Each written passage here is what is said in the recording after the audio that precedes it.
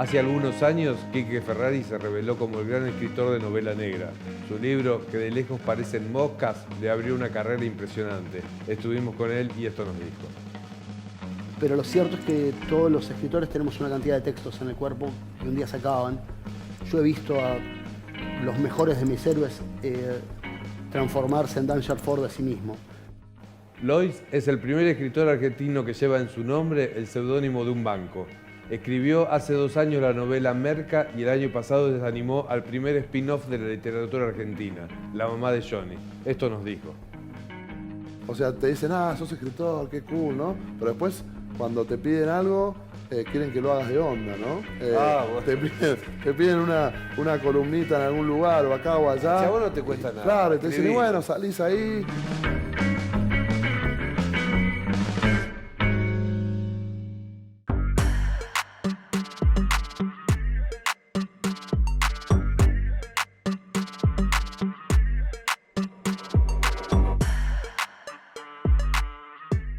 Quien aborde a Quique Ferrari como autor se va a encontrar una literatura que conoce el idioma llano y simple de la gente de baja estofa, como a él le gusta decir, y un universo literario a la vez clasificado por el idioma analítico de John Wilkins, haciendo referencia a Borges. Hay una literatura popular y una literatura académica, Quique Ferrari. ¿En cuál te inscribís vos? Hola, ¿cómo estás? ¿Cómo estás? Ni estoy seguro si existe, porque si existe una literatura académica probablemente suceda en un lugar en el que yo no habito. Que desconoce. Pero puedo pensar, qué sé yo, en autores que sí me interesan. Martín Cohen, que es un autor que me interesa un montón, y el enorme Ricardo Piglia, que probablemente se los pueda pensar más ligados al universo de la academia, pero no... Tenemos la suerte de que la gran tradición de la literatura argentina, partiendo de nuestros escritores mayores como Borges, Art, mismo Lugones, han escrito desde las formas populares, desde los géneros populares, así que nos dieron permiso desde muy temprano. No hubo que vulnerar ninguna regla para ir a la literatura popular. Vos te escribís como un autor de género, digo, ¿qué te da el género a la hora de sentarte a escribir? ¿Te da unas leyes que te aseguran la historia? El género te da la libertad que te da el marco. Quiero decir, parece contradictorio, pero te da la libertad de coartarte algunas libertades. Vos sabés hasta dónde llega lo que estás escribiendo y si querés ir más allá, tenés que vulnerar la norma de esa estructura que decidiste habitar. Pero además te permite jugar con una serie de tópicos y de pisos de entendimiento con el lector. Un lector que va a buscar una novela de género, cualquiera que este sea, puede ser género negro, puede ser policial, puede ser ciencia ficción, puede ser lo que a mí más me interesa en este momento, que es la idea de los géneros populares en el sentido más amplio, hibridados, ¿no? Hace muchos años que las formas estandarizadas de los géneros empiezan a estar anquilosadas y muertas, y entonces los autores que a mí me interesan más están cruzando géneros, haciéndolos híbridos, haciéndolos porosos. Y entonces te permite dialogar con el lector con un mínimo piso de acuerdos, que si sos un autor lo suficientemente eficaz, probablemente lo que hagas es moverle ese piso de acuerdos al lector. El germen de tus historias es un disparador. ¿Cómo empezás a escribir? Cuando te sentás, ya tenés la historia pensada, ya tenés el disparador pensado, o te enfrentás a la hoja en blanco, como dicen, y que salga lo que Dios quiera. ¿Cómo es? Y hay distintos momentos. Yo solía mucho obligarme a escribir. Había enganchado un consejo que le da Chandler a un escritor inglés en una carta que dice, te tenés que dar un tiempo. La literatura tiene que tener un tiempo en tu vida, el que sea. Digamos que puedes escribir los martes a la tarde, Claro. de 6 a 7. No pasa nada, es esa la hora que vas a tener. Pero la tenés que cumplir. Pero es- Y vale no escribir si no se te ocurre nada, sí vale. Lo único que no vale es no hacer algo más. Entonces vos durante esa hora te pones y mirás la página en blanco y no haces nada si no se te ocurre nada para escribir. Sí, parece que es un consejo común. Stephen King también, los lectores se acercan y dicen, yo quiero escribir. Bueno, escriba. Tratate de escribir. El que quiere escribir es escribiendo. La experiencia dicta que si vos te sentás una hora frente a la hoja en blanco, aunque sea tipeás, pucha digo, no se me ocurre nada. Sí. Y eso es el Y eso germen puede- de una cosa. Esa primera oración puede dar un libro. Yo ahora, ya más, digamos, más adentrado en el oficio, que me siento a escribir con algo ya pensado, es mucho el tiempo de trabajo previo a escribir. Es mucho las horas craneo son muchas más que las horas de escritura a veces. A veces la historia parece más completa y entonces lo que hay que hacer es trabajar directamente con el lenguaje y a veces la historia se resuelve en el proceso de escritura. Quique, ¿vos cómo te acercaste a la literatura? ¿Fuiste como todos primero lector? ¿Cómo eras como lector? ¿Qué leías, sabes? Voraz era como lector. Yo arranqué leyendo géneros. Mis primeras lecturas son la novela de aventuras del siglo XIX, cuando Sí, era claro. chiquito, ¿no? Soy un fanático duro de Salgari. No soy tan hincha de Verne, que me parece un pelín como pedagógico y falopa. Tiene una imaginación más desbordada, pero Sí, me sí, interesa somos menos. varios los de Salgari. Y después rápidamente me hice a la novela policial de detective, ¿no? Agatha Christie, Sherlock Holmes, todos los juegos de relojería del policial. ¿Qué te seducía? El proceso de deducción para llegar a Había dos cosas que pienso ahora en retro, ¿no? En el momento me parecía divertido y no reflexionaba mucho sobre eso. Pero en retrospectiva ahora pienso que había dos cosas o tres, que me gustaban mucho. Me gustaba el desafío, la pelea con el autor, a ver si yo era más inteligente que Agatha Christie. Si lo develabas primero. Me gustaba mucho reencontrarme con los personajes, la serialidad no sé, de Poirot o de Magritte o el que sea, da la alegría de reencontrarse con unos amigos. Y después daba esto que te digo, marco. Yo sabía lo que iba a buscar, sabía lo que iba a encontrar y eso es tranquilizador. Claro, pero cuando uno sigue esos detectives, sigue un proceso de pensamiento. Porque digamos, uno piensa con Poirot para descubrir un asesinato y vas pensando lo que piensa él. La cuestión es poder pensar más allá que el personaje. Claro. Sí, que no te hagan trampa. Agatha Christie era bastante dada a hacernos trampa a los lectores y que fuera irresoluble. Y bueno, y después me fui encontrando con... Hay un momento, me parece a mí, que es fundante, que es cuando yo dejo de tener lecturas, lo que llamo lecturas infantiles, vendo casi toda mi biblioteca o la canjeo en la Plaza Almagro. Después se mudaron al Parque Centenario, porque cuando yo era chico estaban en la Plaza Almagro. Y canjeo casi todos los libros que tenía de la colección Robin Hood o demás por los tempranos clásicos del marxismo, porque descubrí la verdad revelada y entonces estaba estudiando. Y en un momento, un par de años después, vuelvo a la literatura y entonces encuentro en el género negro como una síntesis entre la crítica social y la vieja novela de aventuras que me convoca un montón. Me parece que hay un proceso. Y después, como escritor, yo tengo un mito fundante. Yo soy muy hincha de los mitos fundacionales. No siempre son ciertos, generalmente no son como uno se los acuerda, pero me parece que sirven para ordenarte. Y soy muy fanático del orden. Sí. Y hubo un momento en que dijiste, bueno, ahora escribo yo. Hubo un momento que tocó, en el año 97 yo me encontré entre mediados de julio, mediados de julio y principios de agosto en que se me desmoronó la vida. Yo vivía con una piba que me echó la mierda de la casa, era fletero y trabajaba con una camioneta que se fundió, entonces me quedé sin medio de transporte. Sin tu herramienta. Y sin trabajo. Y no sé si recordarás, pero estar desocupado en la segunda mitad del menemismo no era un gran momento. Bueno, nunca es un gran momento. Pero ahora tampoco. Pero hay momentos peores que otros, digamos. Sí. Ahora mismo, por ejemplo, Sí. el nivel de desocupación es tan alto. Que sabés que te va a llevar tiempo conseguir trabajo. Y un día yo me encontré leyendo el Clarín, buscando posibilidades de trabajo para ir a ver al día siguiente. Encontré 3 posibles trabajos. Estaba viviendo en la casa de mis papás de nuevo y junté las monedas que tenía para ir y me di cuenta que me alcanzaba para un bondi y medio. O sea, yo tenía 3 posibilidades de trabajo, pero tenía que elegir uno de los 3 trabajos, ir y volver caminando. Y y me pareció mucho. Así que agarré las monedas y me fui al kiosco que estaba al lado de la casa de mis viejos y le pedí a la kiosquera que me fiara lo que me faltaba para una cerveza. Y volví y con esa cerveza escribí la primera mitad del primer relato que escribí en mi vida, que era un tipo que se baja de un colectivo, camina 3 cuadras y entra en un bar. Eso es lo que escribí la primera noche.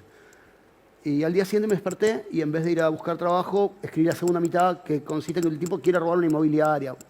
Nada, un cuentito. Y fue como una versión non plus ultra de la lectura. Bueno, ahora... Digo, qué confianza en la literatura, porque digo, si uno no tiene laburo, se va a laburar de pisero, de lo que sea. Pero, digo, te sentás a escribir, fui a buscar que laburo, sabés que después no se puede vivir. Ese mismo día a la tarde fui a buscar trabajo. Lo que hice fue que si hay algo que no vas a poder vivir es de la literatura. Fue una fuga hacia adelante. Yo necesitaba... no estaba funcionando nada en mi vida. Había muerto mi abuelo, se había desarmado mi banda. Yo quería ser músico cuando era chico, era bastante malo. Pero había pasado todo junto. Había fallecido mi abuelo, había desarmado la banda, me había echado esta piba de la casa, me había quedado sin laburo. Eras un personaje de una novela. De Bukowski, sí. Estaba en la casa de mi viejo con un bondi y medio de monedas. Era horrible lo que pasaba. Y entonces, lo mismo que uno busca en la literatura muchas veces, que es fugar de la realidad a un lugar en que si es horrible, por lo menos no sea horrible sobre tu propio cuerpo. La literatura me permitía además elegir, escribir, la escritura me permitía elegir qué iba a pasar con ese fulano. Digo, entra a la inmobiliaria, ¿le pegan un tiro en la cara o no se lo pegan? Era mi decisión. Y tardé muchísimo en corregirlo. Estaba muy mal el primer borrador, de hecho el resultado final de ese primer relato está bastante mal. Pero fue un mes de absoluta felicidad. Claro. Así que ahí me quedé. Fue un mes de salvación. Sí. Digo, ¿en qué otros momentos sentís que la literatura te salva? ¿Es un arte que salva, digamos? ¿Por qué escribir? Sí, escribo porque es fantástico, porque es el mejor oficio del mundo, ¿no? O sea, no se me ocurre a mí nada que sea mejor que la posibilidad de construir universos con una herramienta tan frágil y tan volátil como es el lenguaje.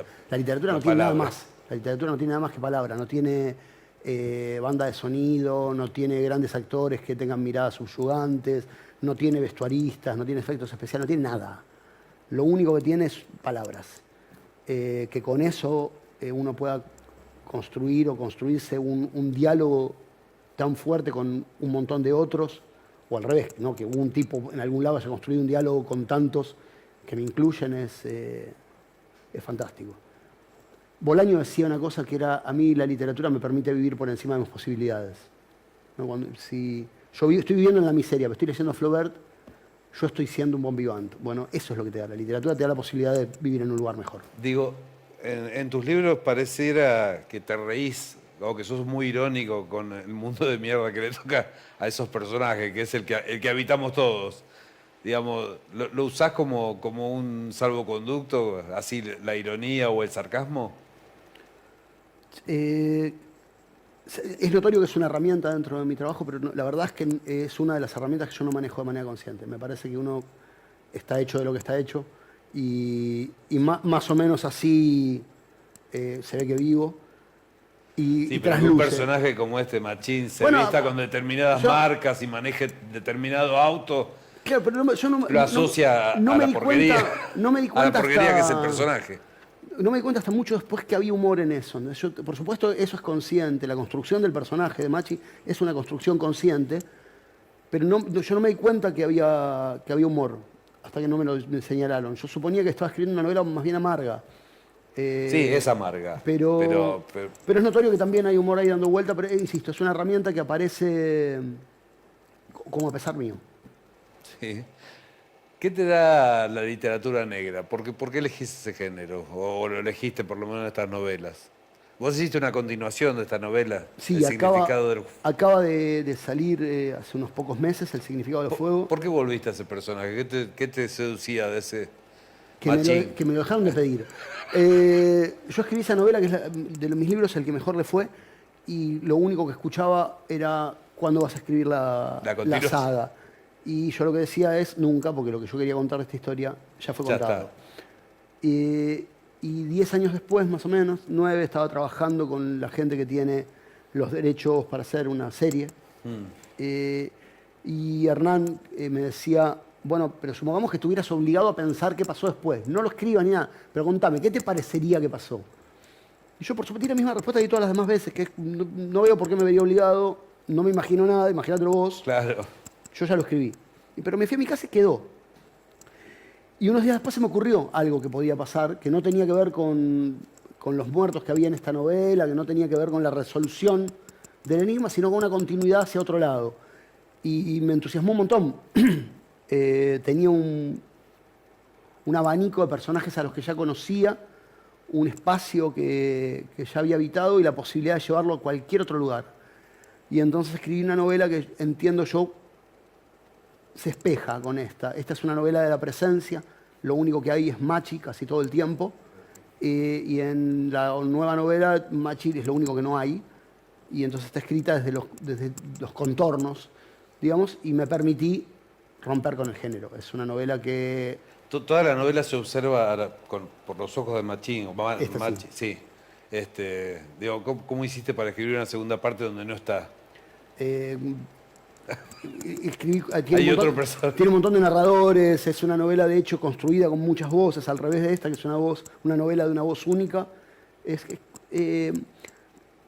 La intención mía fue construir una novela de la presencia con los materiales de la ausencia. Cuando la leas veremos si dio el resultado, pero es eso. Traté de construir, así como en la otra novela, Machi era una pura presencia, en esta novela es una completa ausencia. Lo único que es el enigma es como la tiza que dibuja el cuerpo del cadáver. El cadáver lo sacaron, lo único que quedó es el dibujo hecho con la tiza. ¿Por qué usaste el relato de Borges para estructurarla? ¿Te ayudó? ¿Te ayudó a pensar? Sí, me resolvió... A mí me cuesta mucho escribir si no tengo el título. A veces lo cambio, pero tengo que tener un título en la cabeza para que me ordene... Sí, tiene que tener un nombre. Claro. Y en este caso me resolvió el problema. O sea, me gustó mucho el título, que de lejos parece moscas, me gustaba por sí mismo. Y pensé, además funciona. Un tipo que de este nivel de arrogancia y de distancia con el resto de los humanos, el título funciona. Y después me di cuenta que el resto de la enumeración, que da nombre a los capítulos internos, me permitía ordenar una novela que en mi cabeza era un quilombo. Yo tengo en la enumeración de Borges dice, por ejemplo, lechones. Sí, bueno, Sirena. si el capítulo se llama Lechones, no voy a hablar de la novia del hijo del señor Machi, voy a hablar de policías. Claro. Si un capítulo se llama Sirenas, por el contrario, no voy a hablar de boxeadores, voy a hablar de alguna señorita. Me permitió ordenar las cosas que yo sabía que quería contar dentro del libro, pero no sabía cómo ponerlas. Entonces me vi obligado a ponerlas en el orden que Borges me ordenó la novela. Hay que decirlo así. Él decidió en qué orden yo iba a narrar. Genial. Siempre... Discúlpame, que dicho sea de paso es lo que nos viene haciendo a todos. Desde 1940 para acá nos viene diciendo a todos qué podemos escribir y qué no. Tal cual. ¿Siempre tus personajes sufren tanto? Porque a este pobre hombre en 6 horas le pasa de todo. ¿Siempre crees que hay que retorcer al personaje hasta que no dé más? No siempre. No, tengo libros en los que los personajes no sufren tanto. Lo que pasa es que a este lo odio. Entonces realmente es una porquería. Yo quería que le fuera muy mal, sí, que le pasaran cosas yo creo horribles. que el lector lo disfruta también, este hijo de puta. Espero eso. Me he encontrado con lectores que me dijeron, no, bueno, pero de alguna manera conseguí cierta empatía con el... ¿Cómo puede ser posible? No. Pero no, hay otros libros en los que no. En Todos Nosotros trato de ser más amable con mis personajes porque los quiero mucho, pero a este no lo quiero nada. Sin embargo, volviste sobre su historia. Probablemente a que no le vaya tan bien. Y después, el segundo libro es la ciencia ficción. ¿Te metiste con ciencia ficción? Bueno, ¿Por qué? ¿Por qué no? Porque tenía una historia que quería contar que daba para ese formato. En realidad, lo mismo que pasa con Que de lejos parecen moscas, es medio tramposo, porque no es una novela de ciencia ficción Todos Nosotros. Es una novela... Sí, es un tópico de poner en duda la realidad. De viaje en el Básicamente tiempo. es eso. Pero el viaje en el tiempo sucede un fragmento muy corto sobre el final y lo que está en duda es si el viaje sucede, si no sucede, cómo sucede. O sea, mi idea era trabajar, en ese libro yo quería trabajar con las versiones de la realidad. Bueno, el sueño, la locura, la ficción, el cine, la literatura, los recuerdos, todas esas formas que hay de sitiar a esto que conocemos como realidad.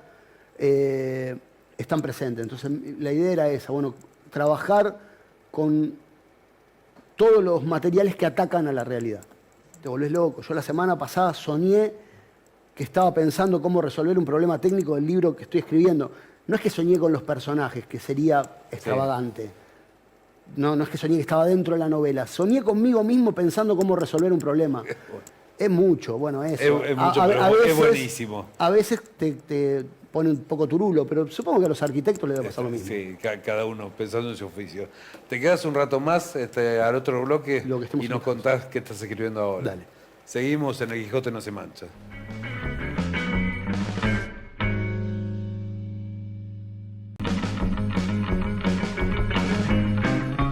Nuevo bloque con Quique Ferrari. ¿Cómo estás, Quique? Bien, bien. Hablemos un poco de tu presente. Decime en qué estás ahora, qué estás escribiendo, o no.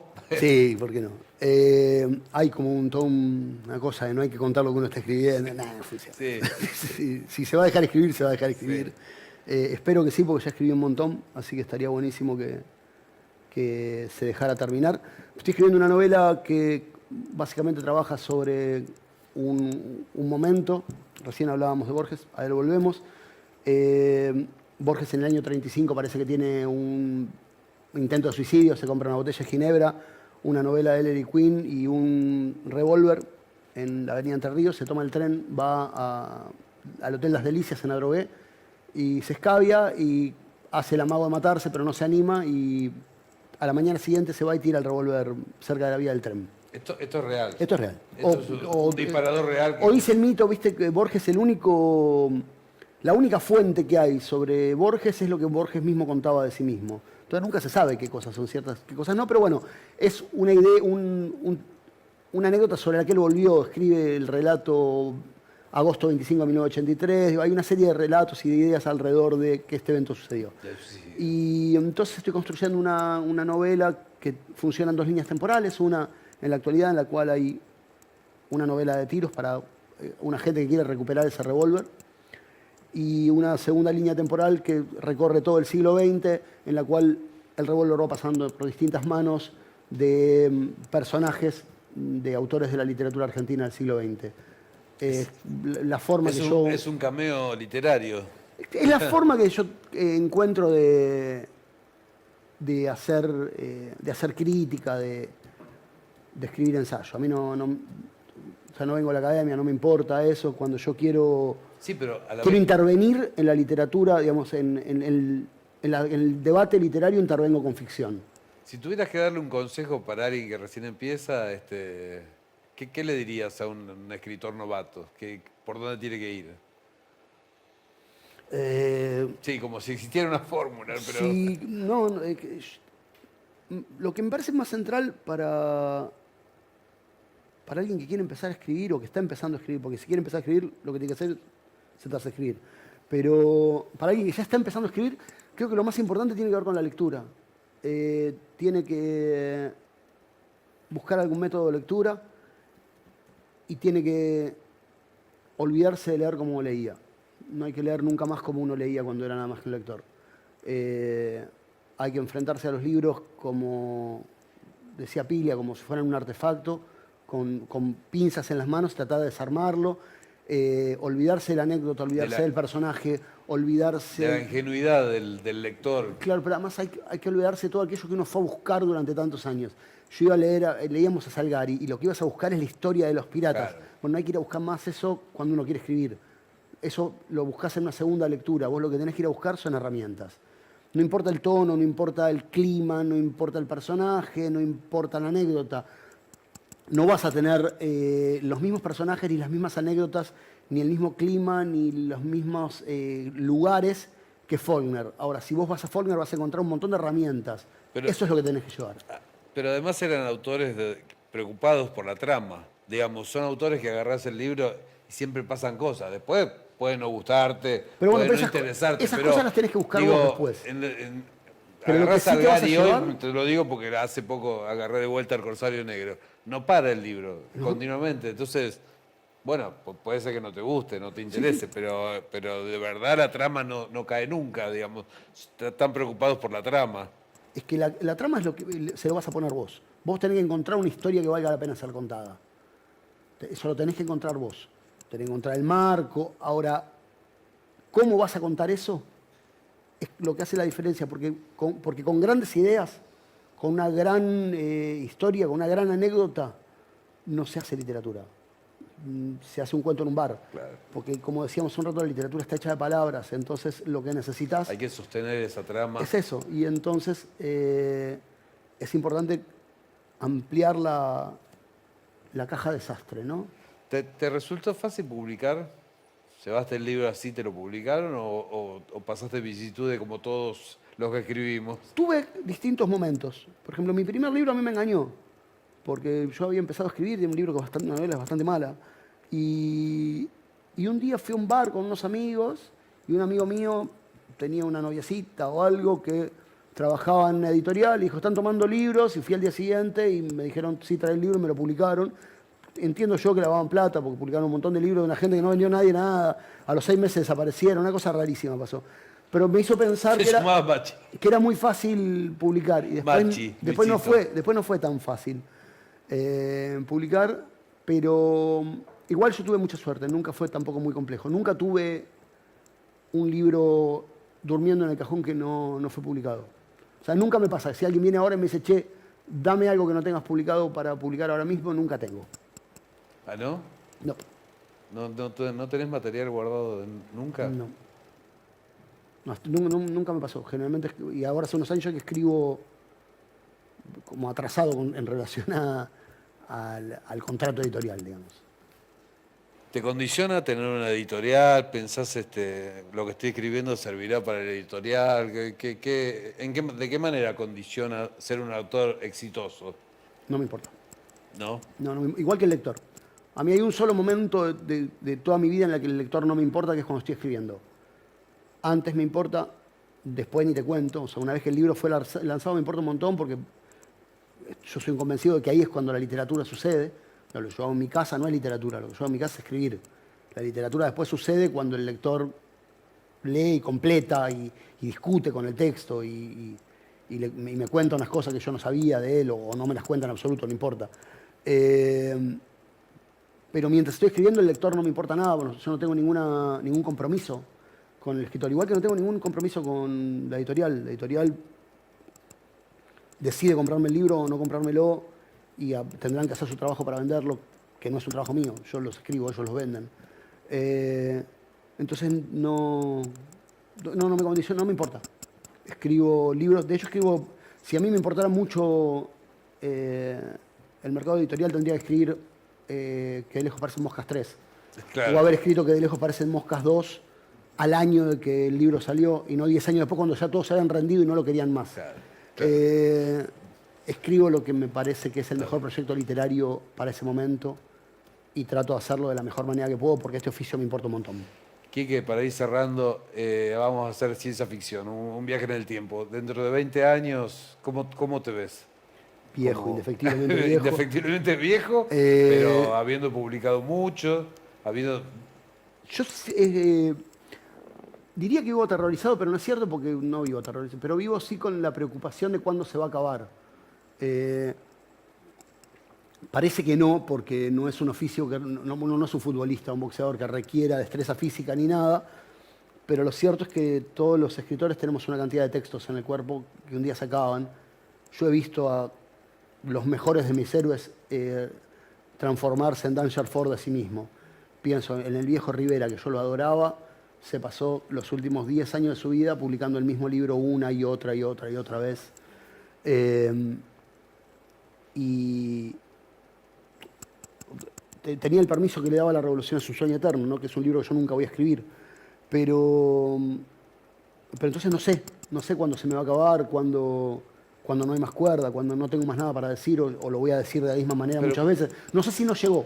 Pero vos pensás que el talento no es un bien renovable, que no lo vas renovando con nuevas lecturas, con nuevas películas. Digamos, ¿pensás que en algún momento se acaba? Sí, creo que sí. Creo que uno puede trabajar y, de hecho, que uno trabaja y de esa manera puede seguir escribiendo, pero que hay un momento en el que cristaliza y que cuando cristaliza cristaliza. No, y supongo que uno se debe dar cuenta 1 o 2 libros después. Que debe ser muy difícil. Yo nunca sé si lo que escribo está a la altura no de lo que a mí me gustaría, de lo que escribí antes. La verdad es que no lo sé. No me doy cuenta. Muchísimas gracias. Gracias por venir. A ustedes, che, gracias Nos por vemos, invitarme. Quique. Gracias.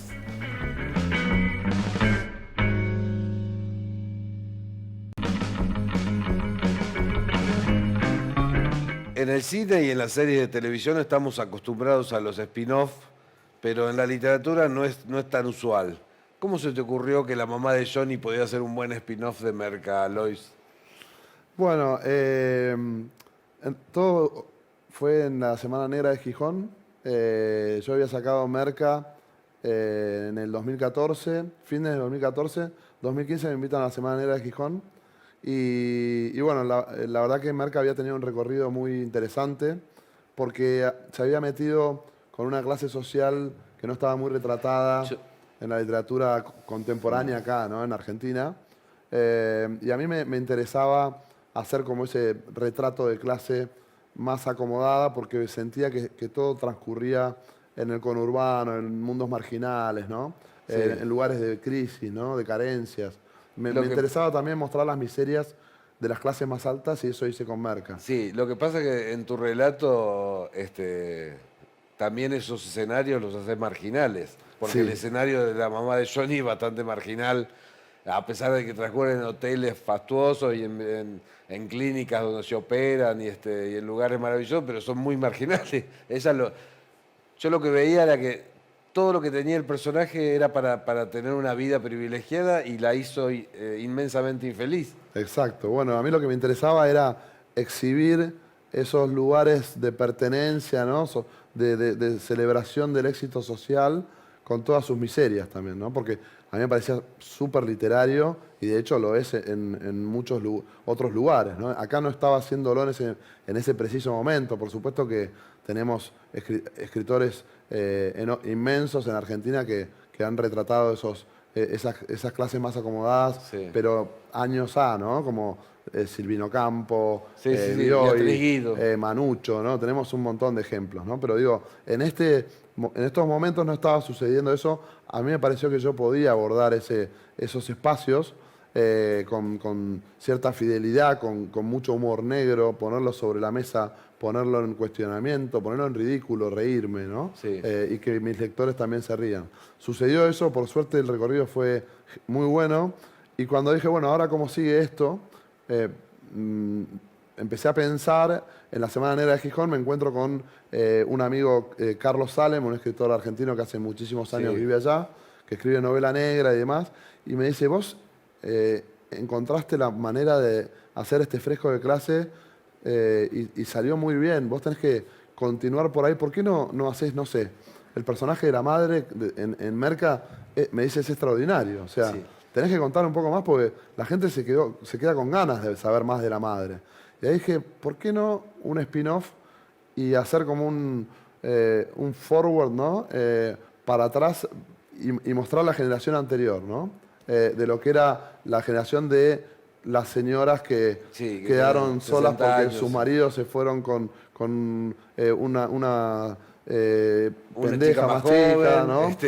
sí. Y de repente todo ese mundo que se habían construido de casarse para toda la vida, ¿no? Que era un poco el personaje que ya estaba delineado de alguna forma en Merca, ¿no? De la madre. Que hay un sentido de pertenencia incluso hasta el nombre, porque todos los nombres son Pía, Johnny, y ella se avergüenza de salir con un Sergio. Exactamente. Dice, hago ahí el amor hay- con un Sergio, pero igual la pasa bárbaro con Sergio, pero le da vergüenza que es un Sergio. Totalmente, ahí empiezan a jugar también estas cuestiones de hasta dónde se anima, ¿no? Yo quería también abordar un poco a través de la voz de la mamá de Johnny, porque que en un principio era en tercera, pero después dije, tiene más fuerza si se hace en primera. Tomé ese riesgo de contar como una señora de 60 años que nunca lo había hecho, y además en una época donde hay un montón de escritoras mujeres que lo están haciendo Claro. increíblemente bien. También fue como un gran desafío para mí, ¿no? Porque también quería abordar un poco el cambio de paradigma que estamos viviendo y que ella tomara ciertos riesgos y se animara hasta ciertos lados, hasta ciertos lugares, pero siempre con el temor de salir de su zona de confort, ¿no? De su pertenencia de clase. Y ahí tiene como esa dicotomía con esa vocecita que le habla, Con ¿no? esa voz interior, pero digo, ¿no sentís que la salva el humor y la ironía y el sarcasmo con el que ve el mundo? Digo, con esas discusiones que tiene con su voz interior. Por un lado vi el humor y por el otro la literatura, porque en un momento ya casi al final dicen, leímos a Wilde, Sí. algo sabemos. Sí, sí, sí. Bueno, Algo hemos leído o algo así. Digo, ¿la literatura salva también a ese tipo de sí. personaje? Yo creo que las dos cosas, el humor y la literatura, ahí digamos, se cuela un poco de mi propio ser, por supuesto, porque a mí creo que lo que me ha salvado a lo largo de toda mi vida son esas dos cosas. A mí, yo en las situaciones más difíciles que me ha tocado vivir, siempre desacartono con un chiste, hasta a veces desubicadamente. Puedo hacer un chiste en un velorio y que un amigo mío me diga, no, acá no, ¿viste? Porque es mi manera de ser. Yo soy igual y bueno, creo que es una forma de vivir el humor. y hasta No se incluso, puede- hasta incluso es un mecanismo de defensa, Sí. ¿no? Tirar un chiste y desacartonar una cosa muy tensa, siempre es como, a mí me ha resultado toda la vida. Y la literatura, bueno, Sí, primero contame, ¿por qué tenés, te lo digo porque te lo pregunté fuera de cámara, Sí. ¿por qué tenés seudónimo de banco, Lois? bueno, el banco tiene mucho que ver ahí. Claro, por eso. Yo cuando tenía 10 años, una amiga de mi madre que trabajaba en publicidad la llamó, le dijo, tengo que conformar una familia para grabar un aviso publicitario del Lloyds Bank, que en ese momento estaba en Argentina, y no voy a hacer un casting porque yo ya sé que el niño que necesito es el hijo tuyo, y tráemelo directamente y listo. Y bueno, fuimos, rodamos, salió el aviso muy fugazmente, pero cuando salió yo llegué al colegio y mi compañerito de banco me dijo Lloyds, y el de adelante dijo Lloyds. Lois y quedó. Me empezaron a decir Lloyds. Y yo no me resistí demasiado, porque mi nombre no me gustaba mucho, me parecía un nombre de viejo que además ya llevaban mi padre, mi abuelo, era como la tradición Sí. familiar. Entonces me liberé de esa tradición con este sobrenombre. Un día me preguntaban, ¿cómo se escribe? Y yo no le iba a decir doble L, apóstrofe, era muy difícil, era un Claro. disparate. Entonces le saqué una simplific- L, le le simplificaste. saqué el apóstrofe y la Y se la dejé porque me gustaba. Y quedó Lloyds. Y mis hijas me dicen Lloyds, o sea, todo el mundo me dice Lloyds. Después de esa intervención en la publicidad, fuiste Sí. a la abogacía. Sí. ¿Y en qué se parece la abogacía y la literatura? Bueno, yo creo que un poco por default, ¿no? Cuando uno elige por ahí qué carrera seguir, si uno odia los números, como es mi caso, en general se empieza a topar con el derecho, ¿no? Como que cualquiera puede terminar ahí, ¿no? Serás lo que debas ser o serás abogado, ¿no? Ese dicho, ¿no? Y bueno, y además yo tenía una concepción más idealista del derecho, ¿no? Yo creo que mis años como en tribunales y después como abogado hicieron que yo tenga por ahí cierta metodología de escritura donde me fijo mucho. Igual hay abogados que escriben como el culo, digamos todo, ¿no? Pero digo, Sí. pero yo era muy meticuloso con mis escritos, ¿no? Entonces, eso después me sirvió, ¿no? A la hora de escribir, porque soy muy obsesivo con la puntuación, ¿no? Con las oraciones, ¿no? Con que Se no se nota. vuelva muy largo todo, muy solemne, ¿no? Entonces, me parece que eso lo tomé un poco de ahí y me sirvió después para la literatura, para escribir. Y después también estás en la docencia. ¿Sos amigo o conocido de Santiago Liach? Sí, Santiago Está Liach, con sí. el Mundial de Escritura. Lo conozco hace muchos años a Santi, uno de las primeras, digamos, los primeros descubrimientos que tuve cuando yo todavía era abogado fue que había gente de mi edad que también escribía. Y bueno, me empecé a vincular con él, fui a un par de talleres que él daba en el Rojas. Después él me invitó a jugar al fútbol con otros escritores, en la era de los blogs, que nos empezamos a conectar mucho por ahí todos los que escribíamos. Y ahí tuve la suerte de conocer a Pedro Mairal, a Cucurto, a Fabián Casas, a Encardona, a un montón de escritores que sigo en contacto hasta el día de hoy.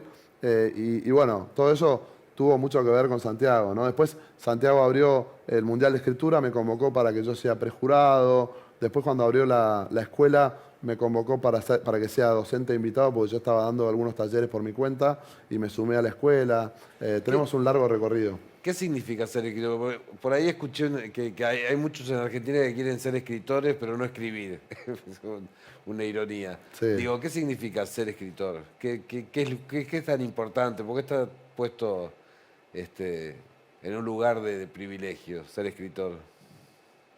Bueno, a ver, tiene como un halo, ¿no? De bohemia, Sí, medio mágico, que no pero, existe. pero digamos, el privilegio llega hasta ahí, porque después todos los escritores y escritoras vivimos de tareas aledañas, Sí, ¿no? tal cual. Salvo que seas Stephen King, ¿no? Claro, pero... No, y además que hay poco de bohemia, sí hay de creatividad, pero también hay Sí, disciplina, hay sí, escritura, sí. hay... Hay un montón digamos, de concepciones un poco erróneas, ¿no? En torno a la figura del escritor, ¿no? Yo creo que el escritor es una persona igual a cualquier otra que trabaja de escribir, trata de ganarse la vida lo mejor posible en relación a sus libros y a su obra, pero después tiene que salir a hacer un montón de tareas, algunas gratas, otras no tanto, Sí. para poder sostener su economía, ¿no? Su día a día. No, también en la escritura muchas veces no está del todo, o sea, te dicen, sos escritor, qué cool, ¿no? Pero después, cuando te piden algo, quieren que lo hagas de onda, ¿no? Bueno. Te piden una columnita en algún lugar o acá o allá. Si a vos no te cuesta nada, Claro, y te dicen, y escribilo. bueno, salís ahí y te conviene, ¿no? Y vos decís, bueno, pero nosotros trabajamos Claro, Por eso, yo una vez le dije, mirá, a mí me pagan cuando escribo. Si no me pagas cuando escribo, ¿cuándo me vas a pagar? por eso digo, por eso también estamos luchando mucho con la Unión de Escritores y Escritoras, que estamos ahí un montón de compañeros, ¿no? Tratando digamos, hay un tarifario ahora, ¿no? Donde se pone más o menos lo que se debe cobrar por cada tarea, porque era como una cosa que nadie sabía bien cuánto era. Yo lo padecí más con el guión. Con el guión. Bueno, Bueno, era como el derecho de piso de ser guionista, sí. es que escribas gratis. Por eso, Cosas. hay una gran lucha detrás de esa magia medio bohemia que estamos llevando a cabo con un montón de escritoras y escritores con la Unión, y tratando de que salga la ley del libro, ¿no? De que los escritores y escritoras puedan tener una jubilación, puedan tener derechos, ¿no? Y que la escritura es un trabajo, o sea, es algo que lo vamos a machacar hasta que les entre a todos, porque a veces te dicen, vos escribís, pero ¿de qué viviste? Dicen, ¿viste? Y bueno, yo intento vivir de esto, entonces para eso nos tenemos que tomar en serio que la escritura es un trabajo. Claro. Todo lo que hago es para poder escribir. Sí, bueno, muchas veces... Hago un montón de cosas para hacer una. Muchas veces compramos tiempo con otras tareas que no nos gustan tanto para poder después sentarnos a escribir. Y eso no debería ser así, ¿no? El escritor debería tener más tiempo para poder escribir. Y de hecho creo que escribiría mejor y su obra sería más prolífica, Sí. seguramente. Esto se lo decís a tus alumnos. ¿A quién? A tus alumnos cuando llegan al taller y Bueno, es que en realidad cuando los alumnos y alumnas llegan al taller, no hay que generar falsas expectativas, ¿no? Claro. Yo les digo que siempre escriban como si lo fuesen a leer en algún momento, ¿no? Que tengan siempre, no pierdan de vista que están escribiendo para alguien que el día de mañana los puede llegar a leer en cualquier parte, ¿no? Sí. De hecho, cuando lean en voz alta. lean en voz alta, no utilicen cuestiones que puedan envejecer muy rápido, porque por ahí el proceso de llegar a publicar un libro pueden pasar 10 años. Entonces, yo, digamos, de alguna manera monitoreo todo eso para pensar siempre en lectores y lectoras. Pero jamás, digamos, aliento expectativas que pueda tener alguien de decir, bueno, yo quiero publicar y todo. Bueno, vamos de a poco. Primero escribamos, después corrijamos, tomémonos esto en serio y después vemos si hay alguna editorial que pueda estar. Por supuesto que si yo considero que puedo presentar algún texto en alguna editorial porque podría funcionar ahí, siempre trato de acompañar lo mejor que pueda, pero digo, no me gusta generar falsas expectativas porque eso puede hacer que un escritor en potencia o una escritora en potencia se frustre y deje de escribir. Sí. Y eso es lo último que yo quiero. Sí, tal cual.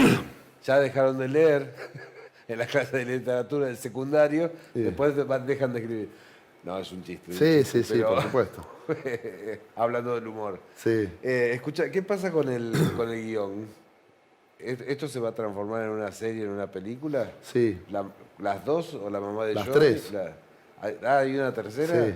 Ah, Ahora contame eso. en marzo sale Pichón, que es el hermano más chico de Johnny. Oh, buenísimo. Que la madre le dice Pichón todo el tiempo y no tiene, en las novelas anteriores no tiene ni nombre. Es como el hijo menor más ninguneado y que... Vas y a ma- hacer la comedia humana.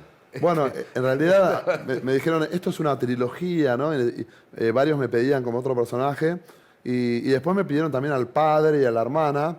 Acá un poco la idea es que a través de los ojos de esta familia, mis lectores y lectoras puedan de alguna manera hacer un corte transversal de una clase social más pudiente, más alta, que no estaba siendo retratada, ¿no? ¿Y qué pasa con la adaptación? ¿Estás vos? Bueno, lo que sucedió fue que con Pichón, que se armó como la primera trilogía, después veremos cómo continúa, Pichón sale por la misma colección por MC en marzo, creo. Ya está terminada prácticamente y aborda todo el resentimiento de ese hijo más chico, Sí. ninguneado, que es bastante malvado, ¿no? Es bastante más malo que Johnny. Johnny, Johnny es un tipo muy complicado, pero no es tan malo como este Pichón, que es malo de verdad. Yo creo que lo odien a este directamente.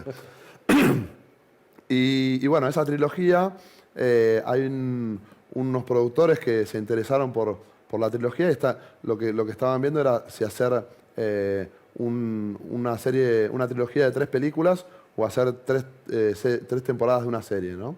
Con los 3 personajes. Así que está un poco, hay una opción que se contrató para ver, digamos, de desarrollar el proyecto y después pasará seguramente a alguna plataforma o alguna productora más grande que la pueda desarrollar. No voy a hablar de influencias porque cuando te preguntan eso decís, no sé, qué sé yo, que leí y escribí. Sí. Pero te sentís emparentado a alguien, a algún escritor, o te gustaría estar emparentado con alguna forma de escritura. Sí, sí, por supuesto.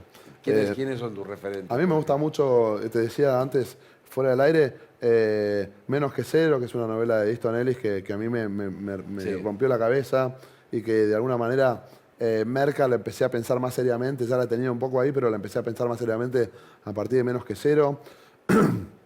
Después hay un montón de autores que leo con mucha atención, ¿no? Palahniuk, me gusta también las novelas de Houellebecq, aunque a veces me defrauda un poco, siempre me termina volviendo a atrapar, ¿no? Qué sé yo, Martin Amis, Dinero, también es una novela que yo leí con mucha atención y que tiene hasta un epígrafe ahí, ¿no? Y después, bueno, acá yo siempre fui muy admirador de Fowell, un tipo que siempre leí con muchísima atención. Y bueno, hay un montón de colegas que admiro y respeto, que están creando un montón y que me encanta lo que hacen, como Pedro Mairal, que además es amigo. Y después, bueno, un montón de autoras también que ahora están haciendo un montón de ruido también y que me encantan y que también ¿Priorizás conozco. la trama o el personaje? Porque en La mamá de Johnny, por ejemplo, el personaje es la trama. Sí. Sin ese personaje que ve el mundo de esa manera no hay trama, pero es fascinante igual. Bueno, en Merca también. Johnny, todo se ve a través de él. De hecho, el proyecto que hay de pasarlo a audiovisual, había como una cosa que muchas de las situaciones pasaban por su cabeza, por sus pensamientos, y en un momento pensamos en una voz en off, después nos dimos cuenta que en realidad era mucho más para hacer por ahí narración a cámara, ¿no? Para romper la cuarta pared y que Johnny le hablara directamente a la cámara. Que acá prácticamente no se hizo, ¿no? Se hizo en su momento se hizo un poquito con Todos contra Juan, una serie, pero después no se volvió a hacer prácticamente. Me parece que puede ser también novedoso hacerlo acá. The Office, la serie de Office. Bueno, claro. Todo el tiempo rompe. House of Cards al principio también Sí. hace un poco eso. A mí me parece un muy buen recurso y me parece que en este caso, en Merca sobre todo, podría funcionar muy bien, ¿no? Y eso indica que todo pasa a través del personaje, ¿no? A mí, por lo menos en estas dos novelas, yo decidí también hacerlas en primera porque todo pasa a través del personaje y la trama se va urdiendo alrededor de ese personaje, ¿no? A los lugares que va, a las situaciones con que se cruza, ¿no? Y todo eso. A su mirada del mundo. A mí me parecía muy importante construir el personaje fuerte. Lo mismo pasa a su interpretación de los hechos que le pasan. Lo mismo pasa en Pichón, que es la novela que vas a poder leer a partir de marzo, que es también, está escrita en segunda persona, pero es él todo el tiempo hablando con distinta gente, ¿no? Qué bueno. Así que y ahí también está toda su impronta y toda la impronta de su familia y de su clase social. Lois, te hago la última. ¿A Sí. vos la literatura te salvó igual que a la mamá de Johnny? Sin duda. Yo creo que no sé, creo que primero me hizo renacer en una nueva vida cuando yo dejé atrás mi vida anterior, como la llamo, del derecho y de la abogacía y todo eso. Y hoy en día, además de que nunca me arrepentí de ese golpe de timón y ese cambio tan fuerte que tuve la valentía de hacer, porque económicamente fue una pésima decisión, pero Claro. me siento mucho más dichoso y sinceramente hoy en día no me imagino mi vida sin la literatura, ¿no? Mi vida gira todo el tiempo en derredor de la escritura, ya sea de novelas o de guiones, ¿no? Entonces, me parece que la literatura me puso en el lugar que estoy ahora, me conformó en el ser que soy ahora. Ya no imagino, prácticamente tengo los mismos años de escritor que de abogado anteriormente, así que ya no imagino mi vida sin la literatura. Me parece que la literatura además es un refugio que siempre te va a salvar. O sea, como decía Gamoneda, leer es vivir dos veces, ¿no? Estás viviendo tu vida y lo de lo que estás leyendo, y si encima escribís, es tres veces, ¿no? Entonces, por supuesto que Es una tabla de es salvación. un salvoconducto. Bueno, muchas gracias por habernos Muchas gracias por haberme invitado. visitado. No, Un placer haber está venido. bárbaro. Nosotros seguimos en El Quijote no se mancha.